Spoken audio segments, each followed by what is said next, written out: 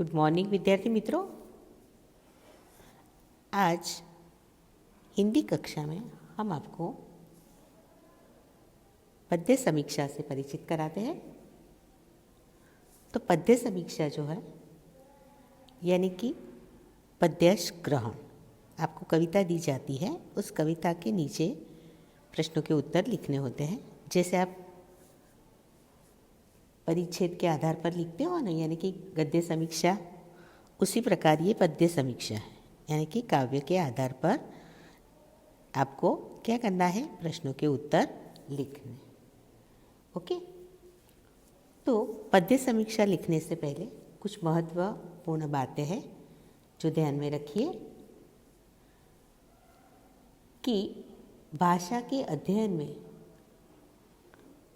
पद्य समीक्षा यानी कि पद्यार्थ ग्रहण बहुत महत्व का है। आपको हिंदी के प्रश्न पत्र में एक प्रश्न पद्य समीक्षा के बारे में पूछा जाता है।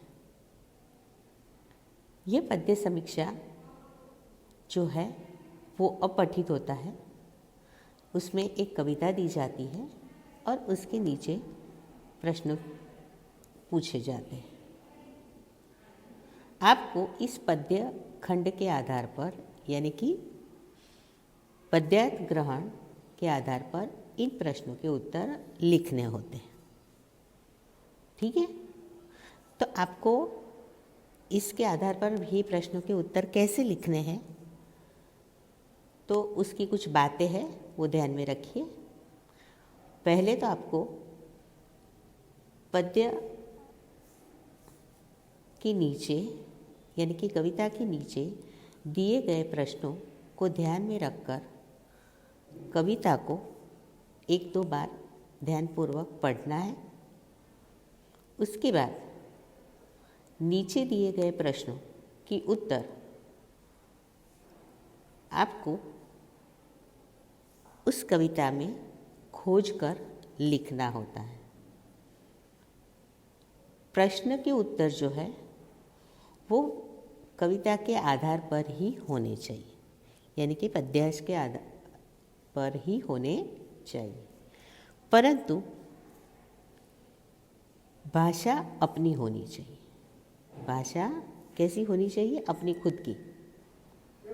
और उत्तर के रूप में आपको पद्य समीक्षा यानी कि कविता के ही वाक्यों का सीधा उपयोग नहीं करना चाहिए।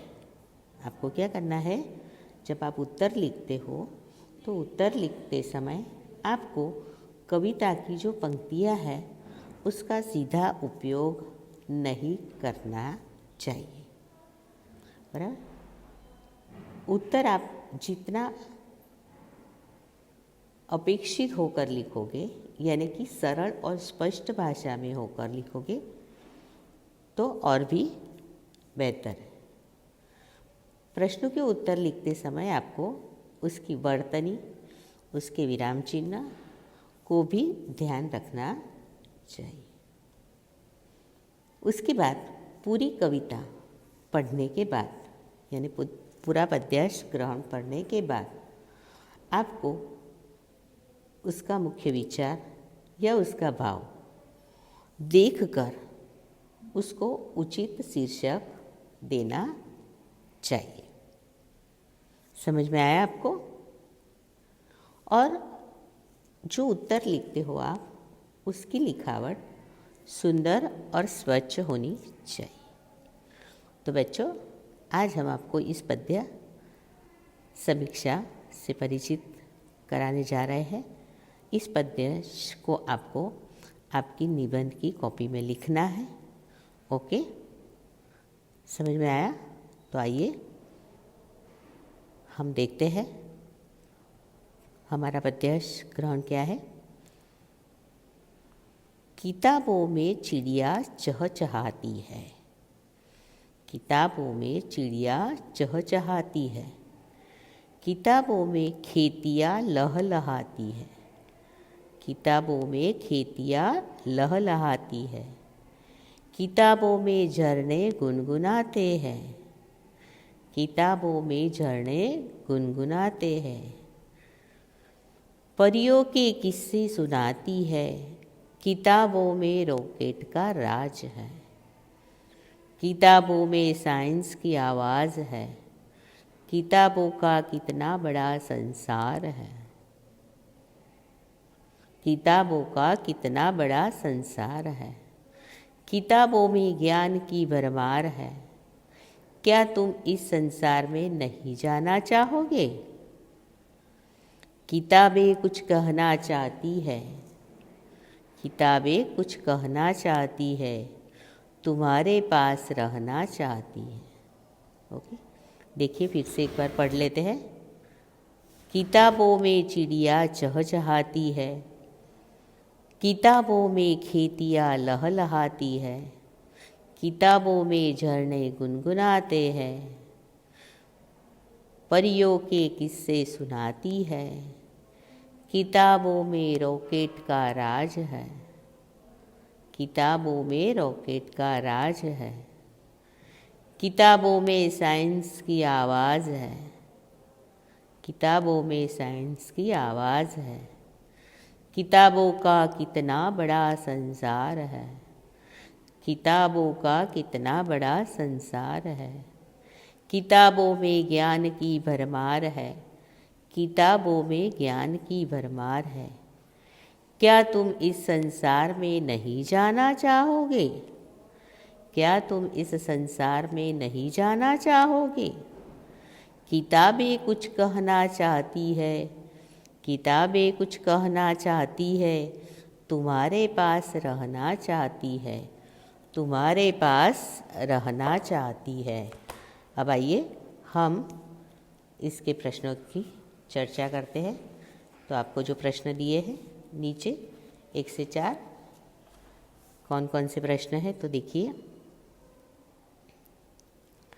प्रश्न है हमारे, किताबों में क्या क्या है? हमें किताबें क्यों पढ़नी चाहिए? किताबों में क्या क्या है? हमें किताबें क्यों पढ़नी चाहिए? किताबों में ज्ञान की भरमार है, ऐसा कवि ने क्यों कहा है? किताबों में ज्ञान की भरमार है, ऐसा कवि ने क्यों कहा है?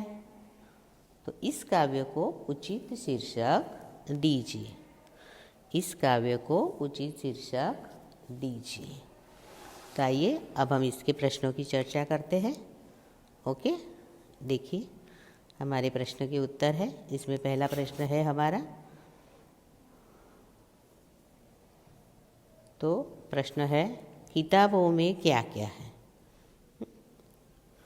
तो किताबों में चिड़ियों की चहचहाहट, किताबों में चिड़ियों की चहचहाहट, खेतों का लहलहाना, खेतों का लहलहाना, झरनों का गुनगुनाना,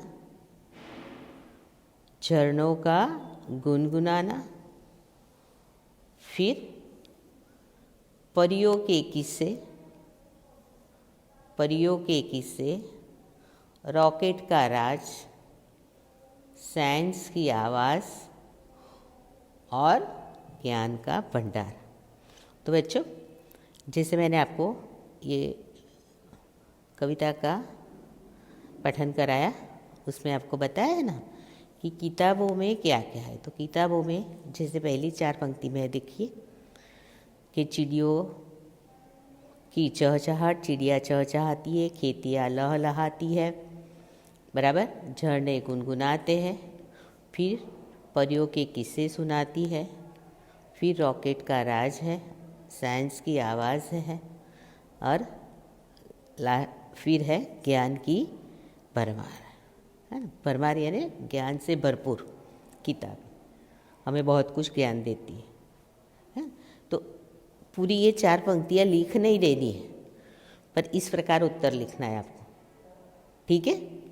ऐसे अपने भाषा में लिखना है कि किताबों में चिड़ियों की चहचहाहट, खेतों का लहलहाना, झरनों का गुनगुनाना, परियों के किस्से, रॉकेट का राज, साइंस की आवाज़ और ज्ञान का भंडार। फिर दूसरा प्रश्न है, हमें किताबें क्यों पढ़नी चाहिए? तो क्यों पढ़नी चाहिए? तो किताबों से हमें तरह तरह की जानकारी मिलती है। किताबें हमारा ज्ञान बढ़ाती है। वे हमारा मनोरंजन करती है। इसलिए हमें किताबें पढ़नी चाहिए। बराबर? किताबों से हमें तरह तरह की जानकारी मिलती है। किताबें हमारा ज्ञान बढ़ाती है। वे हमारा मनोरंजन करती है। इसलिए हमें किताबें पढ़नी चाहिए। ओके? फिर उसके बाद तीसरा उत्तर है प्रश्न, किताबों में ज्ञान की भरमार है, ऐसा कवि ने क्यों कहा है? तो किताबों में ज्ञान का भरमार है, ऐसा कवि ने इसलिए कहा है कि किताबों से हमें इतिहास, भूगोल, किताबों से हमें इतिहास, भूगोल, नागरिक शास्त्र आदि का ज्ञान होता है। किताबों से हमें इतिहास, भूगोल, नागरिक शास्त्र आदि का ज्ञान होता है। विज्ञान का ज्ञान भी हमें किताबें देती हैं। विज्ञान का ज्ञान भी हमें किताबें देती हैं। धर्म और अध्यात्म का ज्ञान भी पुस्तकों से मिलता है। हमें पुस्तकों से विविध विषयों का ज्ञान मिलने से हम कह सकते हैं कि किताबों में ज्ञान की भरमार है। तो बच्चों, आपको ये प्रश्न क्या पूछा है कि किताबों में ज्ञान की भरमार यानी कि क्या क्या है? भरमार यानी बहुत कुछ है। तो आपको ये आप कहोगे कि मैडम इस कविता में तो ऐसा कुछ दिया ही नहीं है, पर मैंने आपको आगे बताया कि आपकी भाषा में, अपने शब्दों में आपको उत्तर लिखने हैं, है ना? तो इसमें से ही सब कुछ समझ में आ जाएगा कि जैसे साइंस की आवाज़ है, कितना बड़ा संसार है, किताब, फिर ज्ञान की भरमार है, तो क्या क्या, तो किताबें हमें क्या सिखाती, उसमें क्या क्या भरा हुआ है ना? उसमें क्या क्या है? तो कि भाई इतिहास, भूगोल, नागरिक शास्त्र का ज्ञान देती है ना? फिर विज्ञान का भी ज्ञान हमें किताबें देती है।